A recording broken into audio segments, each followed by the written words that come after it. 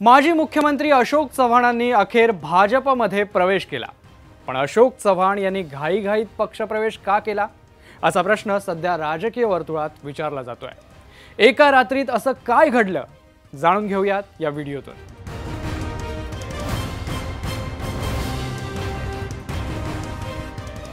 अशोक चव्हाणांनी सोमवारी काँग्रेसच्या आमदारकीचा आणि पक्ष सदस्यत्वाचा राजीनामा दिला।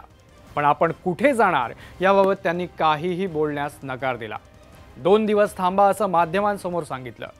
तिकडे भाजपचे नेते देवेंद्र फडणवीस, चंद्रशेखर बावनकुळे किंवा इतर कोणतेही नेते चव्हाण यांच्या पक्षप्रवेशाबाबत बोलले नाही।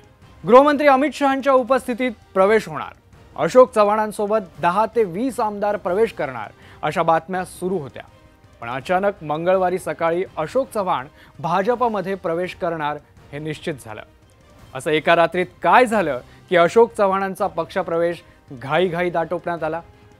अशोक चव्हाणांना राज्यसभेवर पाठवण्याचा निर्णय अंतिम झाल्याची माहिती आहे, त्यामुळे त्यांचा घाईघाईत पक्षप्रवेश करण्यात आला।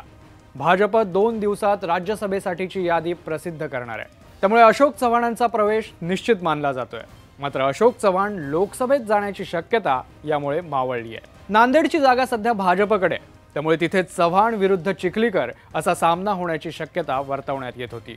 पण अशोक चव्हाण राज्यसभेवर गेले तर चिखलीकरांचा मार्ग मोकळा होऊ शकतो। आता अशोक चव्हाण केंद्राच्या राजकारणात सक्रिय होणार असल्याची चिन्ह आहे। 2024 मध्ये पुन्हा केंद्रात भाजपची सत्ता आली तर अशोक चव्हाणांना मंत्रिपदाची लॉटरीही लागू शकते। पण सध्या तरी अशोक चव्हाण यांना राज्यसभेवर पाठवण्याचा निर्णय निश्चित झाल्याचं समजतंय। तर दुसरीकडे राज्यसभेवरून निवृत्त होणाऱ्या खासदारांना पुन्हा राज्यसभेवर न पाठवण्याचा निर्णय भाजपने घेतलाय। त्यामुळे आता नारायण राणेंनाही कदाचित लोकसभा लढवावी लागणार असल्याची चर्चा आहे। एकूणच भाजपच्या मिशन 45+ मध्ये अशोक चव्हाणांची मदत कशी होणार आणि राणे निवडणूक लढवणार का हे लवकरच स्पष्ट होईल।